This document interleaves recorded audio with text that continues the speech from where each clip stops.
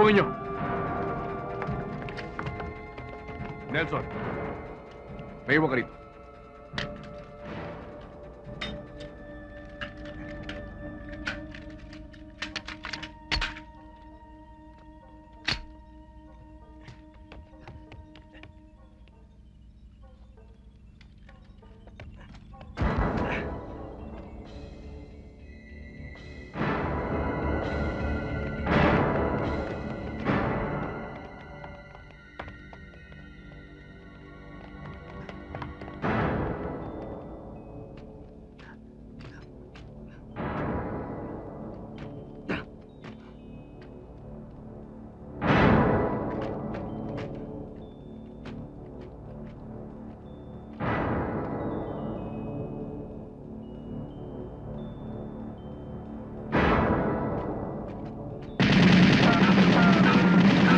Doon kayo. Tara.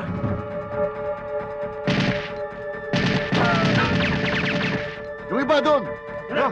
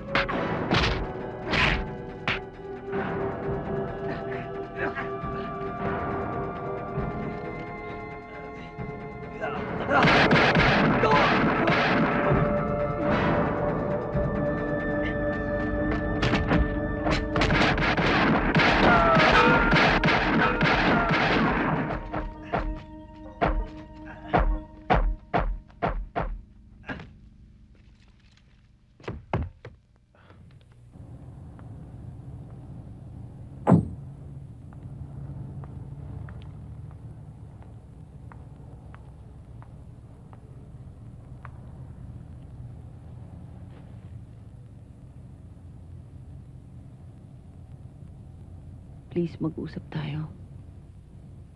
Hindi ko inaalis na magtanim ka ng galit sa akin at sa daddy. Dahil sa pagkamatay ng anak mo. Pero, kung ano man yung nasa isip mo ngayon,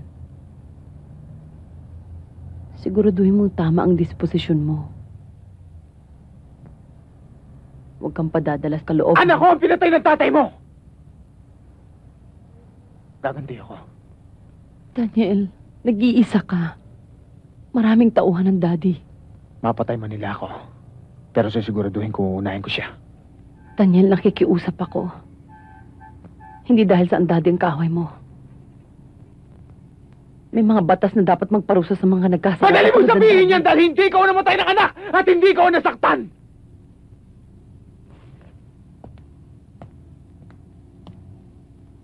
At ang batas na sinasabi mo na matagal na pinaglalaroan ng tatay mo. Ngayon, paano ako makakatiyak na mabibigyan ng katarungan ng pagkamatay ng anak ko kung magtitiwala ako sa batas na sinasabi mo? Titistigo ko para sa'yo, laban sa aking ama.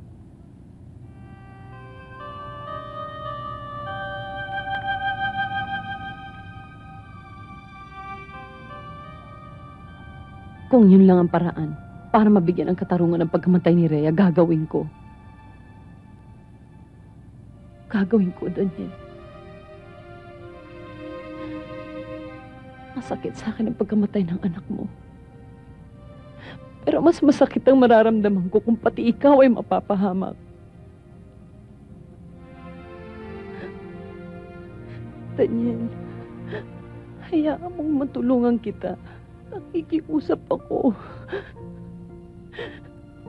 Nakikiusap ako.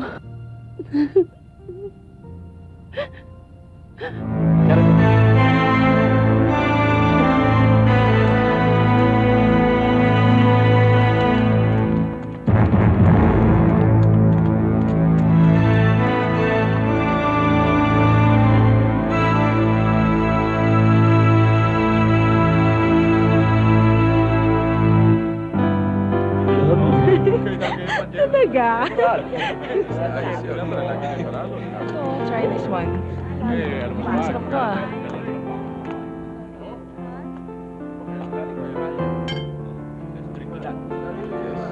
Kapatid, Pinapasabi nga po pala ni Jack, magsaya tayong lahat. 2 okasyon po ang pinagdiriwang natin ngayon. Tol, Okay. o sige. Ganun naman pala mga panyero. Ang lakas nung kagabi, di ba? Okay nga eh, di ba? Ayos. Ang mabuti pa, asikasuhin niyo muna yung mga bisita. Asan ba yung magama? Nasa taas, nagpapahinga. Masama yung pakiramdam ng matanda. Ah.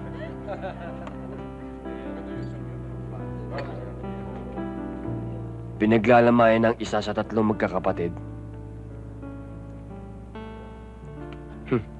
2 na lang. Hindi pinagdiriwang ang pagkamatay ng isa lang. Yun ay kinatatakutan. Tandaan mo, 2 pa ang itutumba.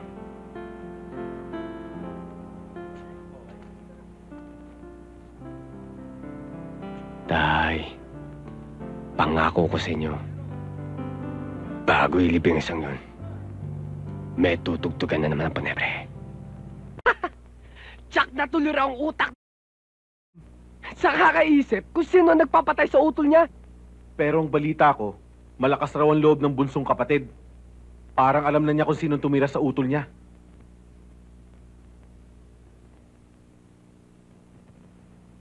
Mar, kinakabahan ka ba?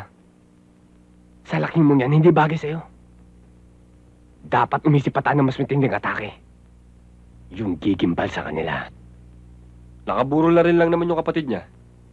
Bakit hindi pa natin tudasin yung 2 natitira pa? Para pakyaw ng libing. Uy, magandang idea yan.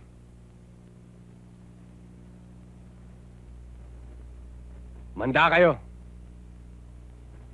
Makikipaglibing tayo.